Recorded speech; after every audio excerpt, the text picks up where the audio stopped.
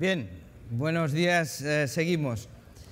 Yo supongo que a ustedes les pasa, a todos en la vida tenemos personas que sentimos cercanas, personas que nos da la impresión que forman parte del paisaje de nuestras vidas. Yo creo que ese es el caso de Felipe González. Por lo tanto, entenderán la dificultad en presentar a un estadista tan cercano y que además allá donde va es escuchado con cariño, y es escuchado con cariño porque sabe, porque deduce, porque analiza y, por qué no decirlo, porque embelesa cuando habla. Yo quiero agradecerle muchísimo que esté hoy, esta mañana, aquí con nosotros. Sabemos que tiene multitud de peticiones, de charlas, de conferencias en todo el mundo. Y hoy ha decidido pues, pasar este tiempo aquí con nosotros en Málaga, de manera que mil gracias, presidente. Además, estos días en Málaga, cuando estábamos preparando el Congreso, lo que se oía decir era lo siguiente. Dice, en el Congreso de CEDE va a estar Felipe. Va a estar Felipe. Estarán de acuerdo conmigo en que no hay nadie en todo el país que responda para todos la misma persona a ese nombre de pila. Y con él ocurre. Al presidente González Márquez le llamamos Felipe. Y no le llamamos Felipe porque estemos todos los días con él. Le llamamos Felipe por su fuerza, por su proximidad, por su carisma. En el pasado presidió el Ejecutivo, pero la realidad es que en el presente sigue siendo recibido ahí donde va como si fuera un presidente en activo. Y es así porque lidera con el alma y con la razón, porque siempre sigue respetando a su partido y porque defiende a España internacionalmente, gobierne quien gobierne.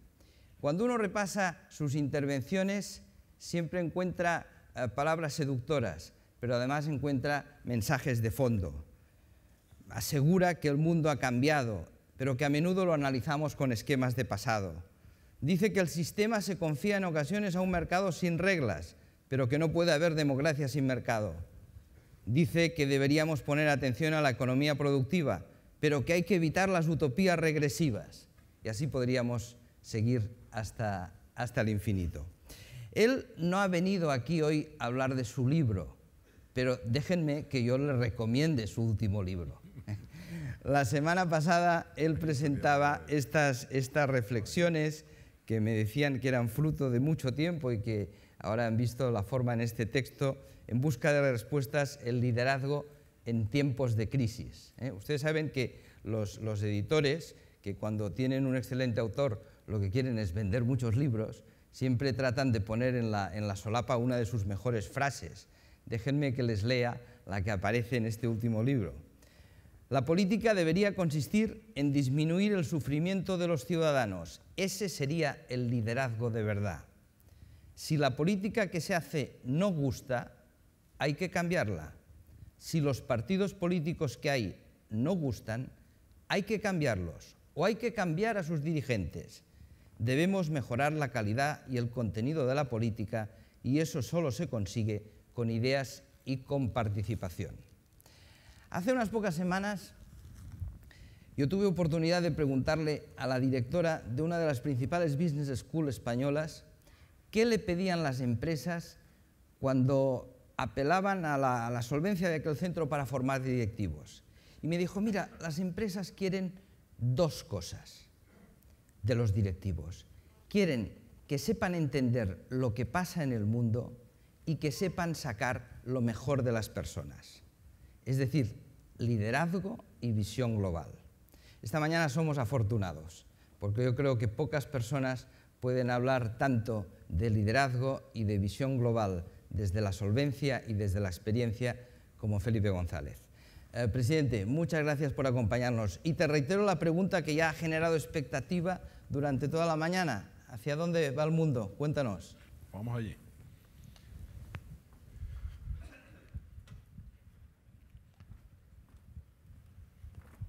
Buenos días, gracias por invitarme, Isidro, gracias por sugerirme que esté aquí, gracias por tu presentación. No voy a hablar del libro, sería demasiada ventaja para la editorial, y voy a intentar responder a la pregunta. La pregunta tiene su gracia, porque si me la hace la organización significa que mejor que no hable de cómo va España y que hable de cómo va el mundo. Y si la hago yo, o soy yo el que la propongo, significa que voy a hablar de lo que me dé la gana. ¿Hacia dónde va el mundo? Pues es una pregunta excesivamente amplia que permite hacer lo que sea. Y curiosamente yo pensaba hacer algunas consideraciones sobre por dónde van las cosas, o sin olvidar de dónde venimos, pero me han hecho muchas sugerencias, o me han sugerido, perdón, muchas cosas, las intervenciones de esta mañana. Desde Isidro recordando algo de la innovación disruptiva como una necesidad, ¿no? Y el emprendimiento, hasta el ministro de Agricultura reclamando algo que parece que es pro domo sua, ¿no? Si es ministro de Agricultura, tiene que reivindicar la importancia de la agroalimentación y no digamos ya César Alierta explicándonos la importancia de las TIC o de la revolución de la comunicación. Por tanto, a mí me permitiría eso decir algunas cosas de las que a veces reflexiono para definir por dónde va el mundo. El mundo tiene, yo creo que 2 o 3 líneas estratégicas decisivas de las que van a depender muchas cosas, ¿eh?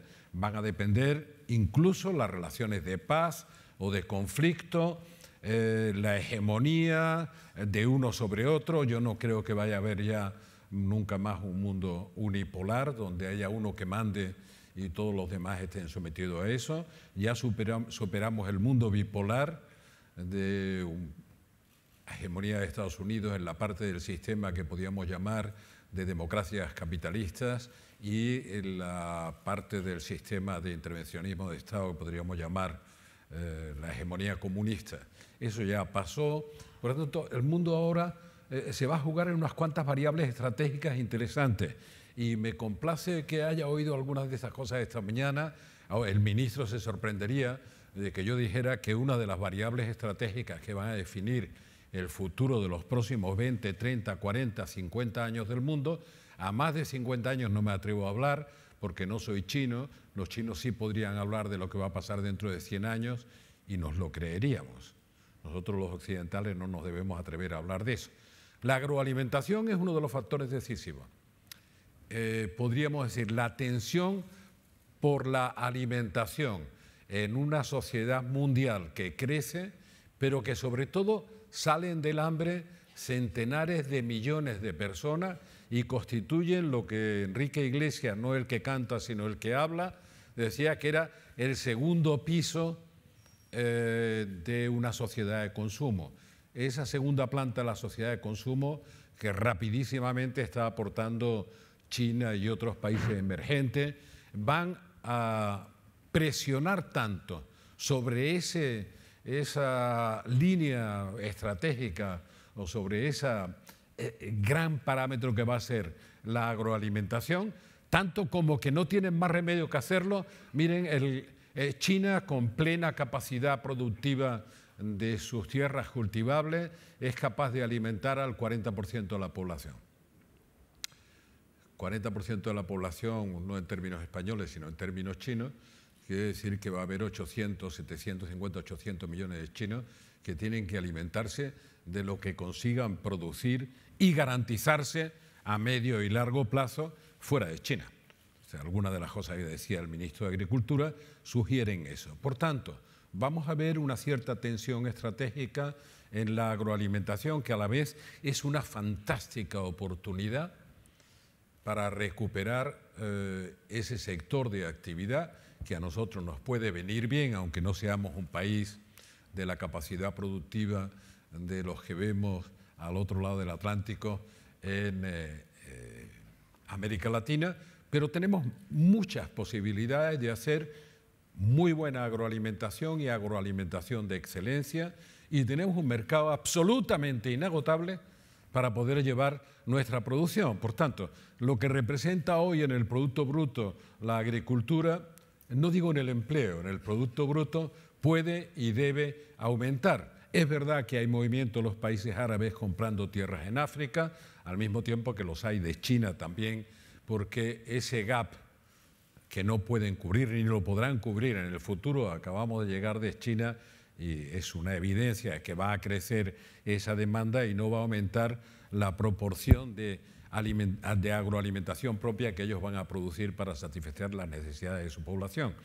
Segundo sector estratégico, a mi juicio, no lo estoy por orden de prioridades, sino por lo que hemos oído, es el sector de las telecos o de las TIC, de las tecnologías de la información y de la comunicación. Y sí hemos llegado un poco tarde nosotros.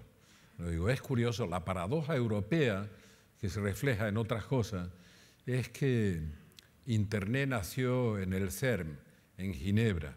Ahí estuvo el germen de una revolución de comunicación entre los seres humanos, pero no se desarrolló en Europa, se desarrolló en Estados Unidos antes y con mucha más fuerza.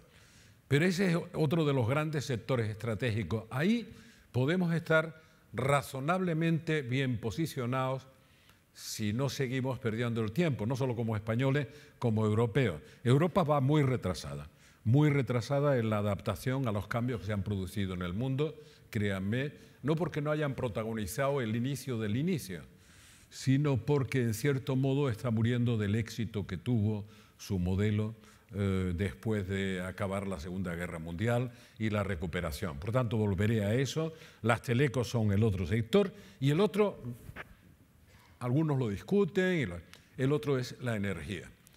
Podemos añadir otros más, pero la pelea por la energía, la pelea en el sentido de mercado, yo creo que hay menos posibilidades de que haya guerras globales, muchas más posibilidades de que haya conflictos parciales, incluso conflictos internos en cada país. Lo que estamos viendo en Oriente Medio no es una guerra entre países, se podría producir, es una guerra entre comunidades religiosas, fundamentalmente sunitas y chiitas, que está despedazando a una buena parte de Oriente Medio. Pero al mismo tiempo se está produciendo una revolución energética que está haciendo que Estados Unidos se distancie de un Oriente Medio siempre conflictivo. En esta tierra fue donde me dijeron, y menos mal que solo es Medio Oriente, que si fuera entero sería imposible de soportar. Por tanto, un Oriente Medio conflictivo, un distanciamiento por parte de Estados Unidos respecto de sus responsabilidades en esa zona, al mismo tiempo que un cierto grado de cadencia. Ese, por tanto, sería un enfoque. Me interesa destacar que en las tecnologías de la comunicación, cuando Antonio Garriga me preguntaba o traspasaba una pregunta de cómo afecta a la condición humana y a las relaciones interpersonales esta revolución comunicacional, me he planteado muchas veces esa pregunta desde hace muchos años. ¿Qué diferencia puede haber entre las comunidades en las que hemos convivido siempre o las comunidades virtuales? ¿Tiene más sentido o menos sentido una comunidad virtual? ¿Se pueden transmitir valores y se pueden transmitir compromisos a través de comunidades virtuales? Son preguntas, sin duda, que van al corazón, paradójicamente al corazón del problema. Hace 15 años estuve en el Silicon Valley, entre otras cosas, para preparar un informe, aunque no fue el único sitio, estuve también en Senegal y en todos los lugares del mundo, un informe para la tribu ideológica a la que pertenezco, que es la Internacional Socialista, sobre en qué consistía la globalización y qué efectos iban a producir. Ahí me encontré con una sorpresa extraordinaria. El tipo que más cobraba por hora de trabajo como asesor de las empresas de ingeniería de software era un tipo que no sabía manejar los ordenadores y que no conocía la tecnología del software. Era un profesor de literatura especialista en Shakespeare, que vale tanto como decir especialista en la condición humana. Y cuando le presentaban y le explicaban el producto, el tipo lo que tenía era la capacidad de evaluar qué impacto produciría ese producto que se ofrecía sobre la condición humana que él conocía. Por tanto, algunas de esas paradojas son muy notables. Pero oyendo a César Lavierta recordaba, vamos a ver, todas las revoluciones que han merecido la pena en la historia de la humanidad han sido revoluciones que han cambiado las relaciones de comunicación entre los seres humanos. El resto han sido un día de fuego, que decía Malraux, y 50 o 70 años de humo. Los que llaman revoluciones, incluida la Revolución Francesa, que cambió muchas cosas, pero la Revolución Soviética, etc. Un día de fuego, 70 años de humo, y después de despejarse el humo se ve que la cosa no fue bien. Por tanto, las grandes revoluciones han sido de comunicación entre los seres humanos. El paso de la vela a la máquina de vapor, en fin, tantísimas aportaciones, no se las relataré, sino caeré en la tentación de nuestro amigo Slim de empezar por Adán y Eva y no entrar nunca en la materia. Entonces, estamos ante la mayor revolución de comunicación entre los seres humanos, y el impacto de esa revolución de comunicación es, lo fundamental del impacto es que ha suprimido el tiempo y el espacio. Se puede medir igual, dice, ¿a qué distancia vives del centro de una ciudad? Pues puede decir a 20 kilómetros, a 10 o a 40 minutos o a 50 minutos. Pues bien, la liquidación del tiempo y el espacio para comunicarse en los seres humanos ha producido un impacto brutal que ha revolucionado las relaciones entre los seres humanos. Para mis compañeros de antigua profesión, los abogados, ¿tiene más importancia el software que hace un ingeniero que revoluciona las relaciones comerciales o el código mercantil que es casi imposible de aplicar a esas relaciones de comercio? Casi imposible. ¿Cómo se caza esa evolución rapidísima del software que mejora las transacciones a través de una legislación que se queda, antes de ponerse en marcha, inmediatamente obsoleta? Por tanto, esa revolución de la comunicación está afectando, como cuando digo a las relaciones entre los seres humanos, y me acuerdo del título de la exposición que estaba haciendo César Ralierta, por favor, está afectando a todo. Al desarrollo tecnológico también, porque en la base de la aceleración del desarrollo tecnológico está la comunicación, la revolución de la comunicación entre los seres humanos. Al mismo tiempo está creando incertidumbre. Es muy difícil educar a la gente para la incertidumbre, pero todo lo que le oímos decir a César Ralierta aquí, es decir, es que dentro de 3 años todo lo que estamos manejando va a ser obsoleto. Es lógico que eso cree incertidumbre, pero si uno mira atrás, en un horizonte de 20 años, el cambio ha sido tan brutal, tan acelerado y sigue siendo tan acelerado que el ser humano, como ser histórico, cuyas pautas de comportamiento, de conducta, de orientación en la sociedad, son las pautas que se transmiten a través del conocimiento acumulado, adquirido, y que a veces es de cantidad y de calidad, no solo en la escuela y en la universidad, sino en la familia y en el entorno, en la ciudad, etc. La transmisión de ese conocimiento acumulado ve que la velocidad vertiginosa del cambio no le permite aplicarla a ese cambio tan rápido. Y el ser humano, como ser histórico, perdonen, es una cursilada, se desestructura. Y se crea lo que los franceses llaman una sensación de malaise. ¿En qué consiste la malaise? La podemos aplicar a toda Europa, aunque algunos están menos descontentos que otros. Los franceses saben que Francia ya no es lo que fue. Saben que no va a ser lo que fue, pero no saben lo que va a ser en el futuro. Y eso crea incertidumbre. ¿Cómo educar a la gente y formarla y entrenarla para la incertidumbre que a la vez abre espacios inmensos de oportunidad? O sea, vivimos a caballo de una revolución de la comunicación entre los seres humanos que ha cambiado las reglas en todo el mundo. ¿Cuál es la paradoja del Occidente desarrollado, aunque nosotros lleváramos poco tiempo en eso, al que pertenecemos? Occidente, democrático, capitalista, desarrollado. Pues la paradoja es que en los últimos 25 años ha ganado supuestamente las 2 grandes batallas que habría que ganar finales del siglo XX para arrancar con ventaja al siglo XXI, es la batalla de sistemas, la lucha entre los sistemas democráticos capitalistas o de mercado, como quieran, y los sistemas comunistas. La derrota del comunismo es evidente, la desaparición del comunismo es evidente, incluso en China, que sigue siendo un sistema que acaba el Comité Central del Partido Comunista de reunirse para ofrecer la siguiente fase de sus programas de reforma. Y naturalmente todas son reformas que van a ampliar la capacidad de la iniciativa privada, la participación de la empresa privada y algo más de previsibilidad desde el punto de vista normativo. Por tanto, no hay sistemas comunistas.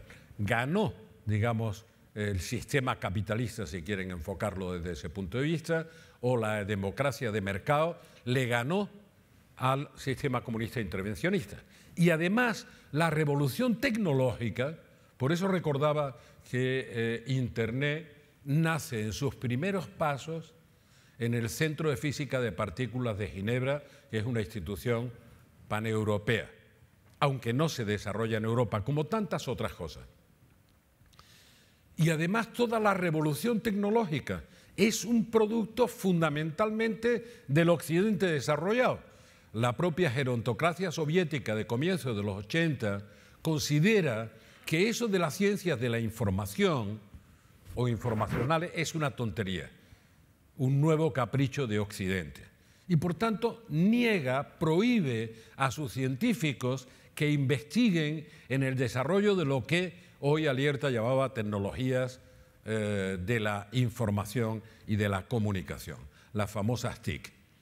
Y esto, vean, para que tengan una imagen fotográfica, en la Primera Guerra del Golfo se mostró dramáticamente. Digo la Primera Guerra, la que hizo el viejo Bush.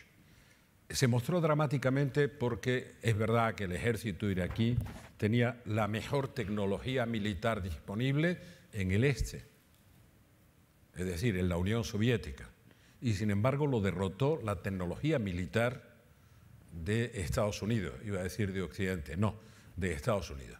Y la tecnología militar que derrotó por superioridad a la otra se basaba en los avances derivados de las tecnologías de la información.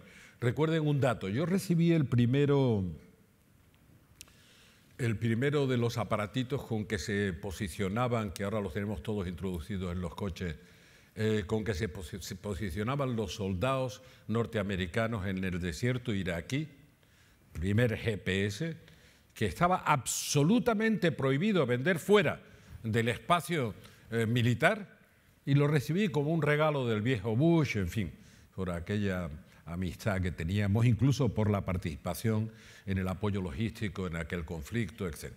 Por tanto, desde ese momento en que lo que marcaba la diferencia para un avión, para un bombardero o para un soldado en medio del desierto, entre una y otra tecnología, dependía de la tecnología de la información, era GPS, tecnología satelital. Hasta ahora Occidente gana y pierde la batalla de la globalización. Occidente está cediendo, se está viendo claramente cómo se desplaza el poder económico, el crecimiento. Todavía consideramos a China como la fábrica del mundo. Olvídense, es la fábrica del mundo, una potencia tecnológica, una potencia demográfica y una potencia de seguridad. Produce más ingenieros que el resto del mundo junto cada año. Por tanto, no es ya solo la fábrica del mundo, la inversión barata con costes salariales bajos. Es una potencia que crece, va a duplicar el Producto Bruto entre 2010 y 2020. Yo creo que más que va a duplicarlo, porque la tasa de crecimiento media va a ser del 7,5%, del 8%. Hablo de 2010 a 2020. Por tanto, fíjense la paradoja. Occidente desarrolla la revolución tecnológica, gana la batalla sistémica al comunismo, y Occidente está con muchas más dificultades en la globalización. Hay que hacer diferencias de unos con otros, que Oriente, y por primera vez tiene más dificultades de crecimiento el norte que el sur, más dificultades para generar empleo el Occidente desarrollado que el sur emergente o el Oriente emergente. Ese es el cambio global, un desplazamiento de poder que tiene algunas características peculiares. Verán, Estados Unidos llegó a ser la primera potencia del mundo cuando fue el primer acreedor de las viejas potencias que ya no tenían capacidad para financiarse, entre la Primera y la Segunda Guerra Mundial. Hoy el primer acreedor del mundo es China. que debe tener 650.000 millones de dólares de deuda europea y 1,4 billones de dólares de deuda americana, más o menos. Por tanto, tenemos ya una potencia industrial, tecnológica, demográfica, de seguridad y el primer acreedor del mundo. Atención, eso no es una visión ni siquiera de desconfianza hacia China. Estábamos juntos, como decía Alierta hace poco tiempo, en Lima, y después de estar 2 horas discutiendo sobre la economía Asia-Pacífico, pues, y poniendo en nuestra boca, en la boca del mundo al que pertenecemos, cuáles serían las intenciones de China y si era confiable o no los proyectos de inversión que tenían en América Latina. No tienen más remedio que hacerlo, tanto por razones energéticas y de materias primas como por razones agroalimentarias. Y seguíamos haciendo una interpretación tan desconfiada y temerosa como de necesidad sobre que siga creciendo la economía china para facilitar las exportaciones de los países productores de materias primas y las propias exportaciones nuestras, que en algún momento dije, bueno, ¿y por qué no le preguntamos a ellos directamente cuáles son sus intenciones? ¿Por qué no los invitamos y discutimos con ellos? ¿Cómo es posible que llevemos 2 horas analizando desde nuestra perspectiva las intenciones de los otros y no se nos ocurra que a lo mejor podíamos discutirla con ellos? Yo lo vengo haciendo, ¿eh? No es fácil, no digo porque no se estén abriendo, que cada vez se abren más, no es fácil porque nosotros seguimos queriendo, digamos, analizar, incluso juzgar el comportamiento chino con una mentalidad que no es china. Yo cuando acabé la última reunión en Pekín la semana pasada, estuve un día en una ciudad a la que me invitaron otra vez el año que viene para celebrar el 2500 aniversario de su fundación. Y el gancho, además de la belleza de lo que vi allí, el gancho que produjeron, dice, aquí estuvo 4 años viviendo Marco Polo. No me quisieron decir que después llegaron los jesuitas españoles, que iban a conocer la matriz cultural de Oriente a China. Por tanto, repito, la paradoja es que los perdedores de ese fenómeno, perdedores relativos, de ese fenómeno de la globalización, son los países que la inventaron. Ayer tuve un debate con motivo del libro con algunos de los muchachos que estaban en los movimientos de antiglobalización hace 13 o 14 años como una nueva forma de imperialismo norteamericano para dominar al mundo y tal. Esos movimientos han desaparecido. Pues eran movimientos fundamentalmente en países emergentes, también lo hablé con Lula hace un par de meses. En Brasil estaba la máxima concentración de antiglobalizadores del mundo. ¿Por qué han desaparecido? Porque Brasil ha crecido y Estados Unidos entró en crisis y Europa entró en crisis, porque los emergentes se están beneficiando mucho más de este fenómeno, entre otras cosas porque la revolución de la comunicación entre los seres humanos, a diferencia de la revolución industrial, no es posible que sea un negocio controlable parcialmente y que se impongan las relaciones a los demás países. O sea, es un fenómeno mucho más horizontal en el sentido económico, mucho más democrático, y están aprovechando más a los países emergentes que a los países de alto nivel de desarrollo. Dentro de los países de alto nivel de desarrollo, que ya representan una parte cada vez menos importante de la generación de Producto Bruto en el mundo, Estados Unidos lo está haciendo mejor que Europa y yo voy a ir aterrizando de lo global a lo local. Estados Unidos, en lo que decía Isidro antes, Estados Unidos está utilizando 2 palancas para lo que ellos llaman reindustrialización. La visión tosca de lo que los americanos han definido como reindustrialización es pensar que de nuevo van a hacer barreras arancelarias y que van a proteger su producción industrial obsoleta, etc. No es verdad, no van por ahí. Ellos van a utilizar no solo 2, pero 2 palancas fundamentales para recuperar la competitividad en la economía global. Una palanca ya les está saliendo bien, es evidente para todo el mundo, abaratar el coste de la energía. El coste de la energía por unidad de producto pues ya será la tercera parte de lo que es para nosotros españoles y la mitad de lo que es para los países europeos más destacados, ya que están abaratando el coste de la energía. a toda velocidad. Han tenido suerte de aplicar unas nuevas tecnologías para el shale gas, etcétera, etcétera. Esa es una palanca. Y la otra palanca es la innovación. Y me alegraba oír a Lierta porque explicaba lo que significaban las tecnologías de la información, pero no solo como sector de actividad, que es a lo que él se dedica, que es lo que le interesa, no. La tecnología de la información como una de las palancas de la innovación que se transmite transversalmente a todos los sectores de actividad. Cuando hablaba de digitalizar más o menos, ¿no?, la comunicación para la producción agraria, hombre, aquí muy cerca de Málaga, en la propia Almería, se pusieron en marcha por primera vez mecanismos informatizados para canalizar las exportaciones de frutas y hortalizas a los mercados europeos, para canalizarlas de tal manera que entonces llamaba la atención, y hace ya 20 años, que un camión que se dirigía a los mercados europeos, a mitad de camino podía dirigirse al mercado de París, si era la demanda, de Lyon, de Frankfurt o de cualquier sitio, y ahorraba un montón de horas en hacerlo. Efectivamente, cuando se habla de innovación, es decir, los americanos no están hablando de innovación como un sector de actividad. Están hablando de innovación en todos los sectores, además de suponer un sector de actividad, de innovación en todos los sectores de actividad, de aprovechar para difundir la innovación a todas las partes, ganar eficacia productiva, ganar, por tanto, competitividad. Nosotros en Europa estamos convencidos de que el único modelo para competir, por el momento, aparte de esta política un poco austericida que impide que crezca la economía y la demanda, y en la que vamos a estar un poco más de tiempo. Yo además agradezco que haya optimismo en las intervenciones, porque creo que efectivamente estamos tocando fondo, pero quiero decir por responsabilidad que no sé cuánto tiempo vamos a estar en el fondo.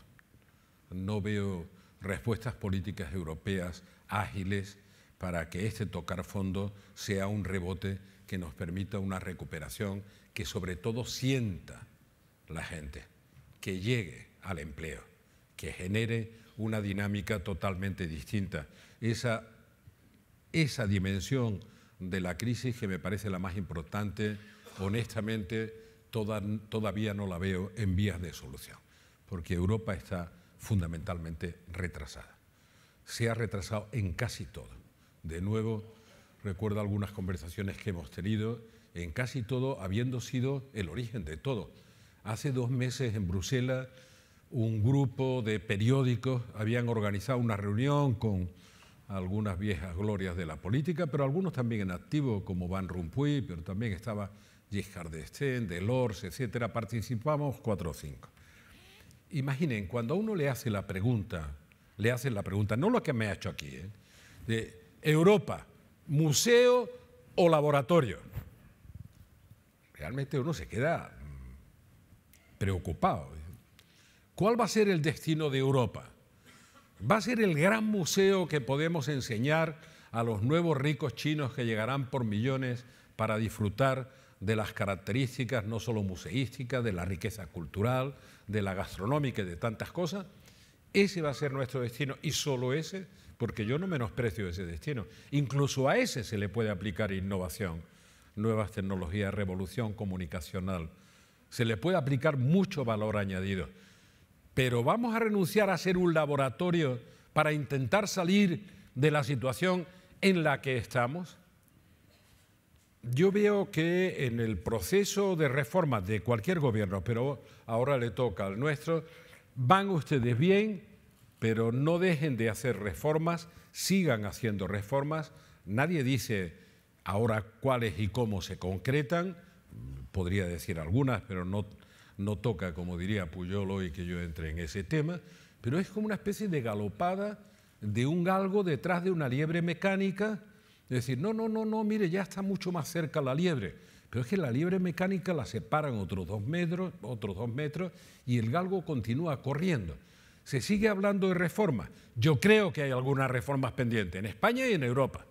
Ahora, no estoy seguro de que sean, porque no se declaran o no se dicen, las mismas reformas que se están digamos, reclamando o estimulando. Por tanto, Europa está muy retrasada. Dice, España también, claro, cada uno tiene sus problemas, pero algunos son comunes. Por ejemplo, la demografía europea, la trampa demográfica europea con ligeras variantes, es un problema común a todos los países, desde España a Alemania, pasando en menor medida, pero también por Francia, etc. Y esa trampa demográfica hasta ahora no tiene ninguna respuesta. Todos los países europeos están devaluando internamente por costes salariales. Unos lo han hecho antes y otros lo han hecho después. Nosotros creemos que lo estamos devaluando porque nos lo imponen de fuera, que en parte es verdad también. Pero es que Alemania lleva 14 años sin que haya un solo incremento del poder adquisitivo real de los salarios. Por tanto, eso supone que ha habido una devaluación de costes. Tiene 7 millones de contratos de 400 euros. 7 millones. Trasladado al espacio español serían 3.800.000 contratos como mínimo de 400 euros. Con una tasa de desempleo mucho más reducida. Pero ¿es posible que compitamos con los países emergentes en la economía global por salarios baratos? A mi juicio no. No es verdad, no va a ser verdad, no vamos a llegar a competir, vamos a seguir agonizando. Yo creo que hay que cambiar completamente el discurso de todos, ¿eh? Yo me refiero a la gente más próxima a mí y vamos a tener un problema, miren, tenemos un problema de desempleo juvenil, de desempleo general y de peso cada vez mayor de la población no activa o pasiva, de la población mayor, de la gente de mi edad. Y créanme, les voy a decir algo que va a sorprender, tenemos que ampliar la vida activa y a la vez tenemos que dar oportunidad de trabajo a los jóvenes y a los parados de larga duración. Ahora, ¿cómo es posible hacer eso con un paro tan grande y con una proporción de activo ocupado y pasivo cobrando una pensión de 2 a 1, que ya no es sostenible, pero que será menos sostenible dentro de 10 años? ¿Cómo es posible? Tenemos que hacer una revolución de expectativas y repartir el tiempo de trabajo disponible. Pero como nuestra constricción número 1 es la competitividad, no se puede hacer más que ligando los salarios a la productividad por hora de trabajo. Por tanto, siendo mucho más productivo para ser mucho más competitivo. Esto que les digo hoy, el día que sea, en Málaga, esto va a ocurrir. Ahora, va a ocurrir dentro de 4, 5 o 6 años, cuando ya estemos desesperados y veamos que hay 1.200.000 viejos más como yo en el año 2022, para los cuales necesitaremos 2.600.000 o 700.000 u 800.000, depende de cómo vayan los salarios, ocupados cotizando a la seguridad social más. Tenemos solo un dato fijo, habrá 1.200.000 mayores de 65 años más. Ese es el incremento de nuestra esperanza de vida, si nada lo altera, es decir, si fuera catastrófico. En algunos países ha habido catástrofe, en Rusia, entre la Unión Soviética y Rusia, pero en Rusia entre el 85 y el 95 se perdieron 10 años de esperanza de vida. 10 años de esperanza de vida. Es decir, bajar la esperanza de vida no es imposible. ¿Por qué? Pues hubo una catástrofe de país que incluía una gran catástrofe sanitaria. Si eso no se produce, habrá, repito, 1.200.000. Para mantener lo que ya es difícilmente sostenible, 2 a 1 en la tasa de cobertura, necesitaremos 2.600.000 empleos más. ¿Se van a producir? He aterrizado de lo global hasta lo local. Bueno, es un dato muy incierto. La construcción, cuando salgamos de la Sareb y otras cosas como esta, a lo mejor recupera una velocidad de crucero que permite, digamos que, recuperar al mismo tiempo 1/3 de la gente que se dedicaba a esa actividad, más no. En buena velocidad de crucero recuperaremos 1/3, lo cual quiere decir que 1 millón de personas no estarán en ese sector de actividad. Bueno, esto que digo para España, con sus características, es un problema de Europa. En Europa de eso no se discute, porque no se quiere discutir, se está parcheando. no se está enfrentando a ese problema y no se discute desde el enfoque inicial. Nuestro problema es cómo insertarnos competitivamente en la economía global. Y si lo único que se le ocurre es competir en costes laborales por unidad de producto con China, dice, bueno, antes de que llegue a competir ya estará muerto. Por tanto, hay que convertir por productividad por persona ocupada, por hora de trabajo, más que por persona ocupada, por excelencia y, Isidro, por innovación. Innovación disruptiva y de mejora, además de los procedimientos. La disruptiva es absolutamente ideal, pero la innovación disruptiva que más necesitamos es la de nuestras cabezas. Debería ser una innovación cultural. Ha dicho algunas cosas de las que hace alerta con la innovación, pero es que nosotros no tenemos ninguna cultura de capital riesgo, ninguna.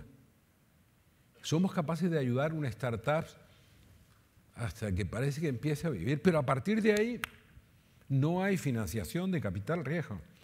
No hay financiación ahora para casi nada, pero bueno, capital riesgo en absoluto.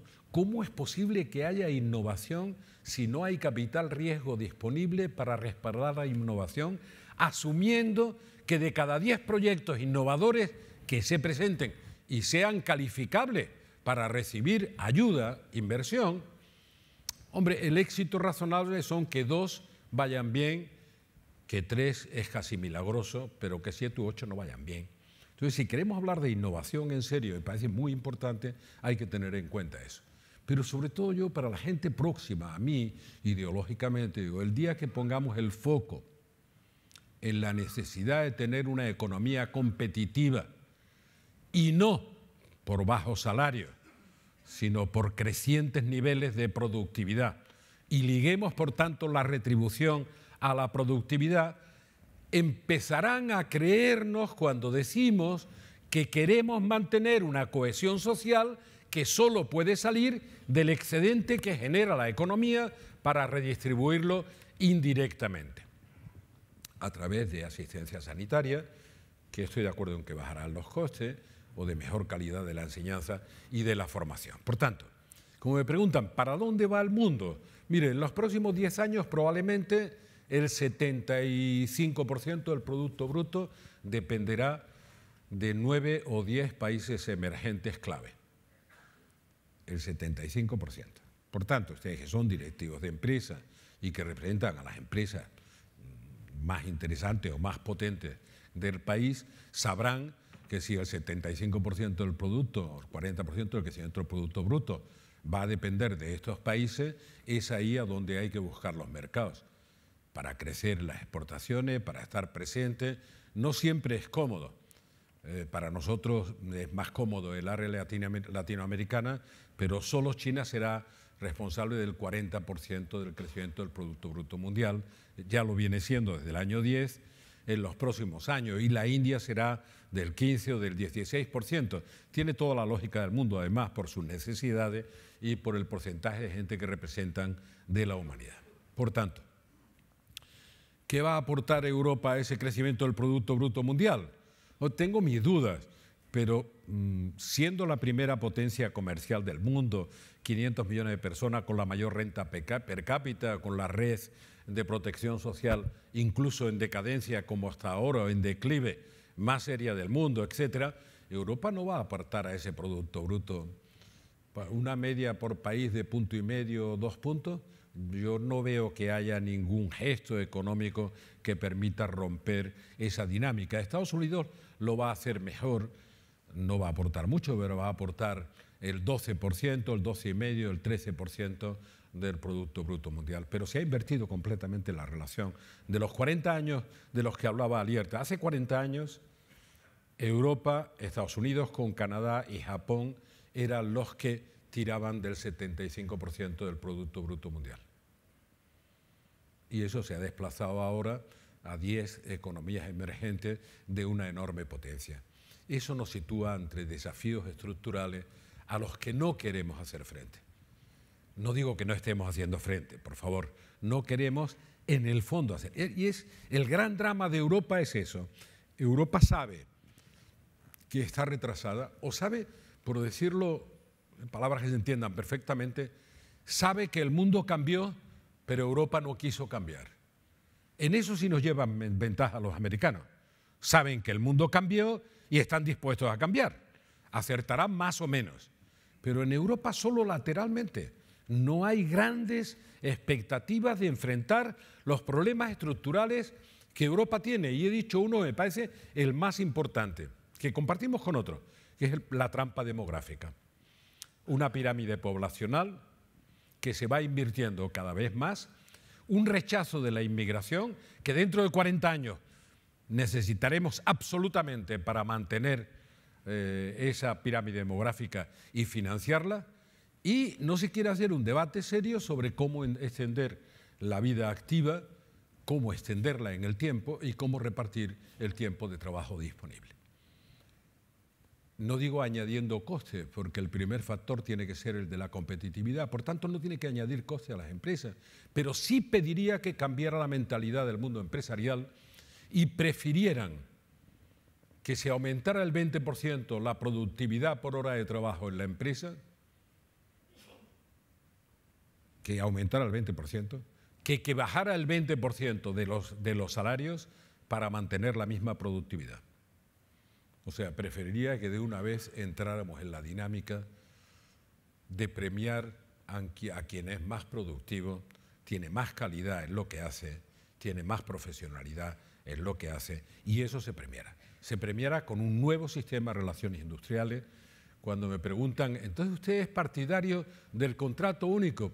Pues si hay uno único, yo estaría en el otro, porque único no hay nada, no. Soy partidario de que la contratación se haga como se hizo hace muchísimo tiempo, pero no dentro de esta vida que estamos viviendo. El contrato de trabajo hay que entenderlo en sus propios términos, salvo demostración en contrario. Nos complicaríamos muchísimo menos la vida. Si a una persona se le ha contratado para algo, a eso hay que atenerse, salvo que se demuestre que es fraudulento el tipo de contrato.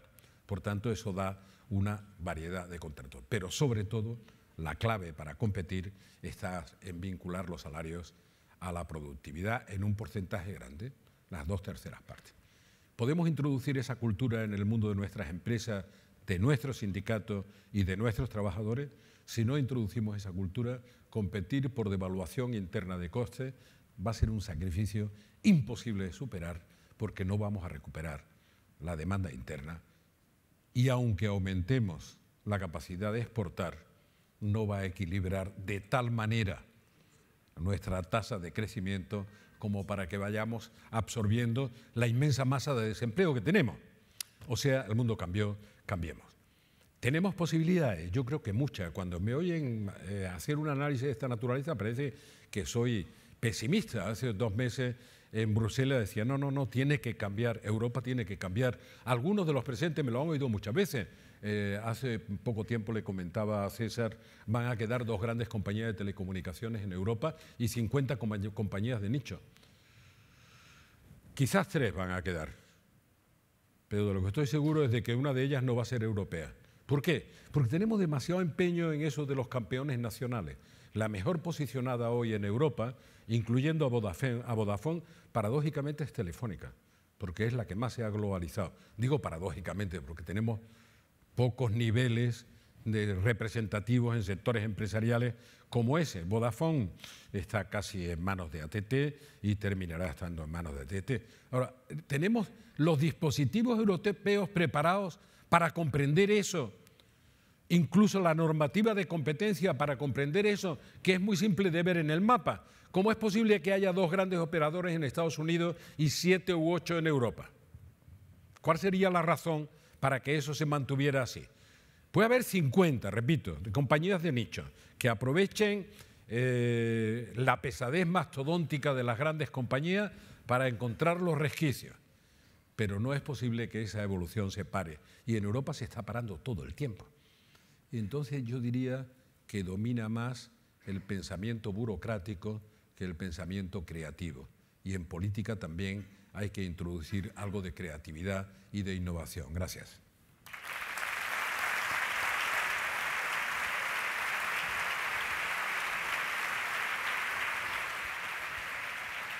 Vamos, que ya llegamos tarde.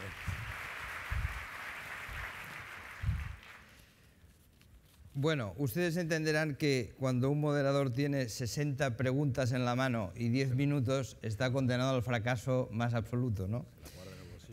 Por lo menos vamos a quedar mal con 50 amigos. Vamos a tratar de resumir 2 o 3 preguntas que canalicen muchas de las inquietudes. Hay una leyenda, no sé si es leyenda o es verdad, que dice que a la canciller Angela Merkel, cuando le preguntan su visión de la crisis, coge un papelito y anota 3 números. Anota un 7, un 25 y un 50. Dice, Europa tiene el 7% de la población mundial, Europa tiene el 25% del PIB, pero Europa tiene el 50% del gasto social. La conclusión de Angela Merkel la pueden ustedes deducir, ¿no?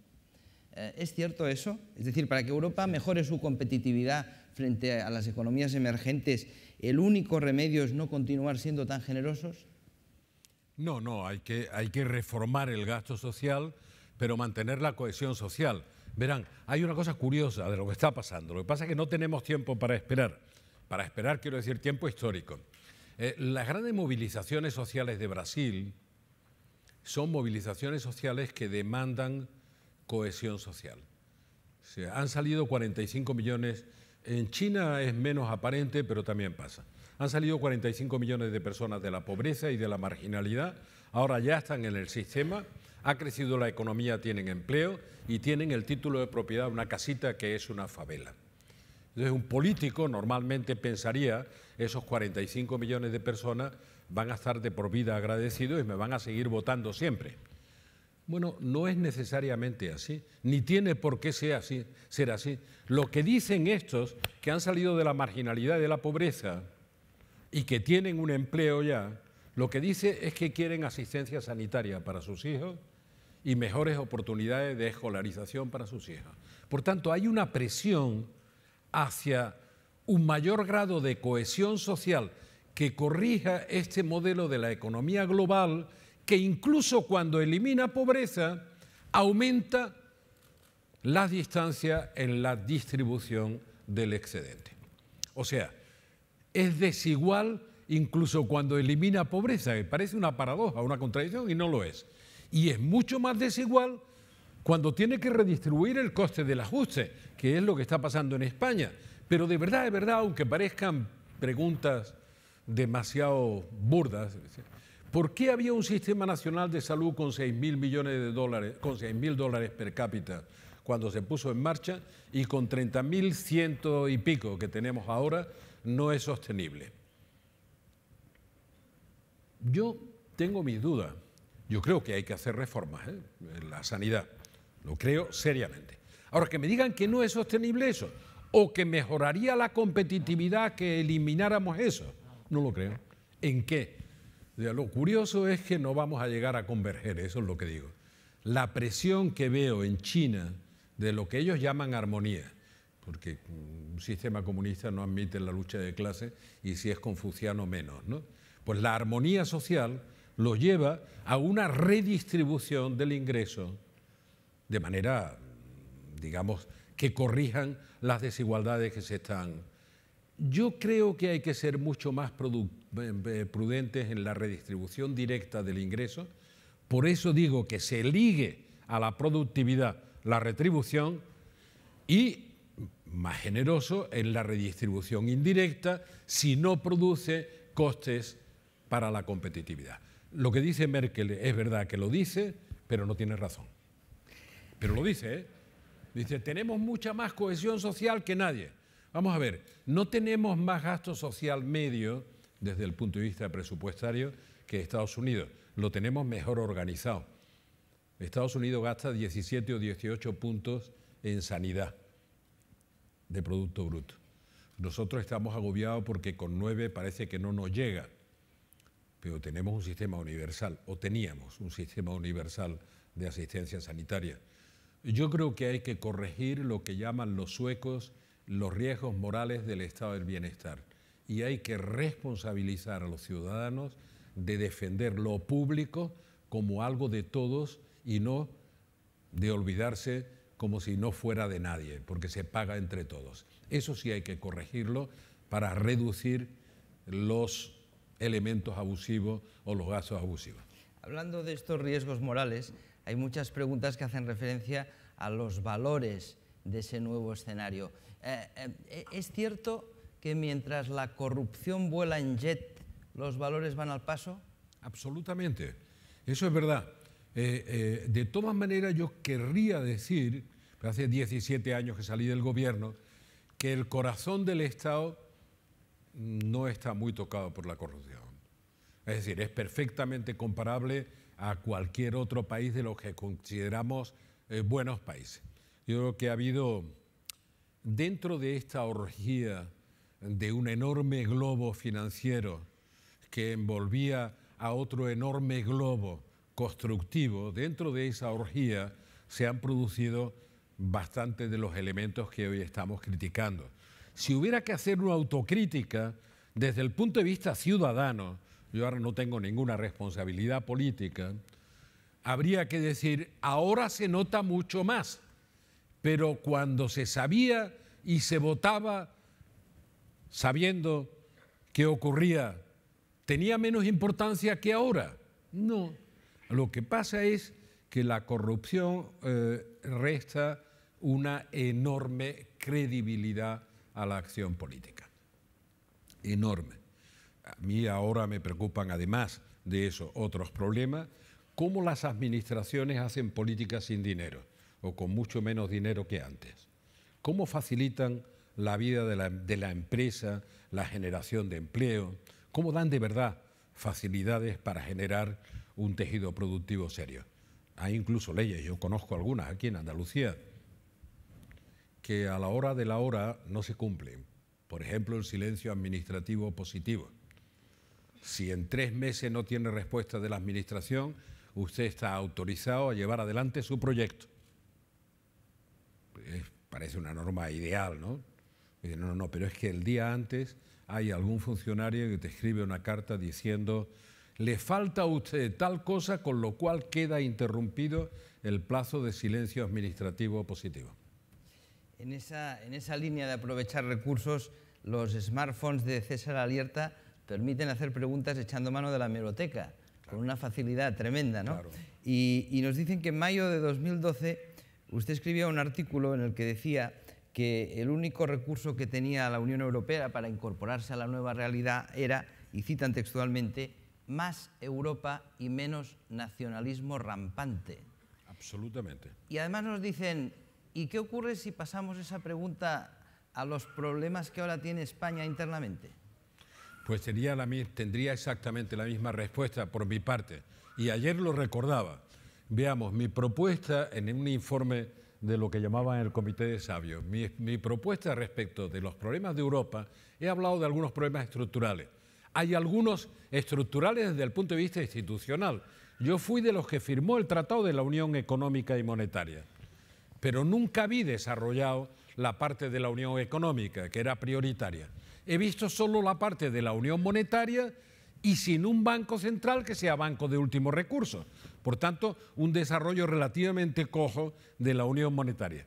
Que cuando se puso en marcha el euro, y que yo saludé además porque estaba contento de que se pusiera el euro, también escribí eso de la hemeroteca, un artículo, mayo del 98, advirtiendo que en la primera crisis que enfrentara la Unión Europea, con solo la pata monetaria no sería suficiente, porque no habría suficiente convergencia de las políticas económicas y fiscales y se producirían choques asimétricos, que es lo que estamos viviendo. O sea, que ya metidos en la hemeroteca, dije eso porque, verá, creo que habría que aprovechar, bueno, no hay que aferrarse mucho a nada. Yo ahora vivo con la sorpresa de que la gente que no quería la Constitución que tenemos, ahora no quiere que se toque. Y yo creo que ni tanto ni tan calvo, ¿no? Yo creo que no se pueden tocar por capricho las constituciones, pero que 35 años después algunas reformas hay que hacer, que la Constitución de Estados Unidos ha durado 2 siglos y medio porque han ido reformando parcialmente para responder a la realidad de las constituciones. ¿Por qué te digo eso?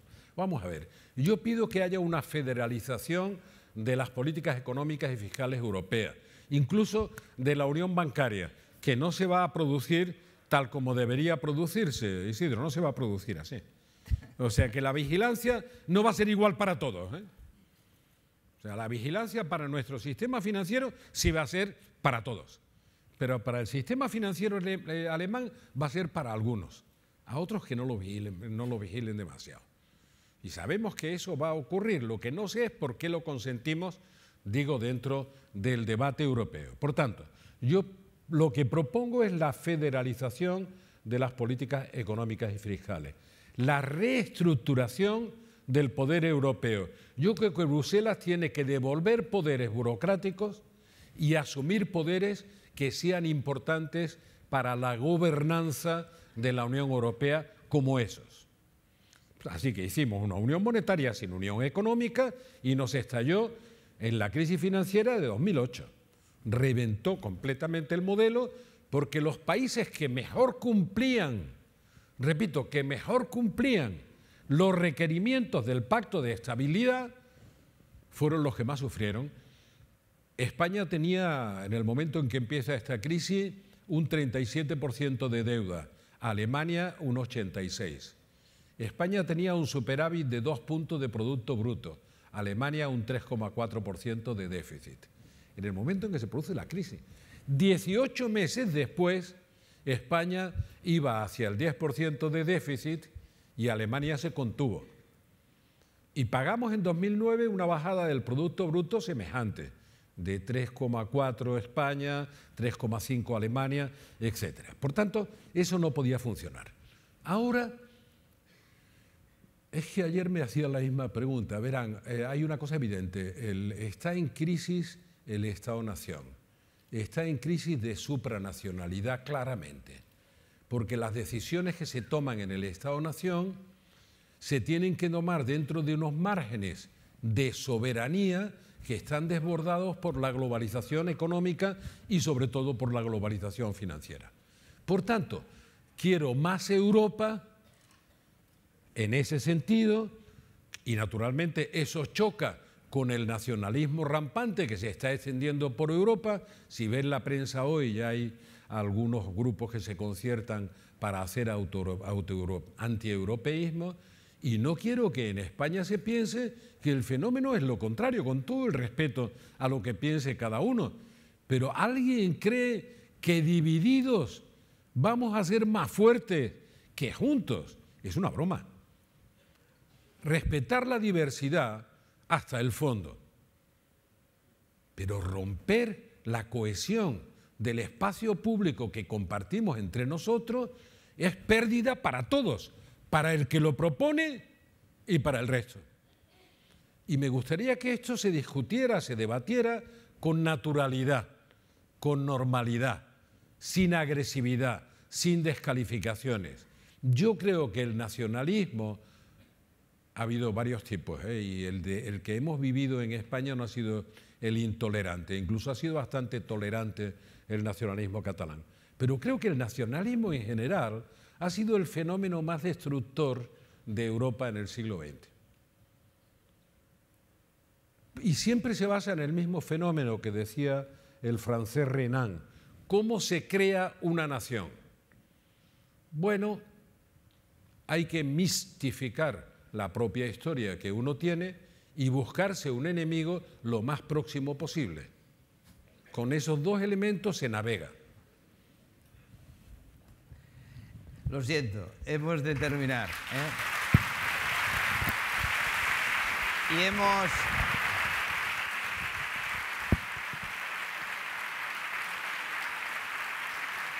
hemos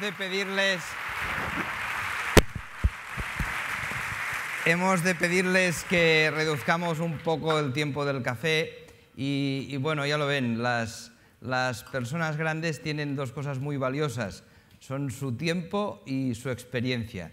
Y hoy Felipe González nos ha regalado las dos cosas. Muchas gracias, presidente.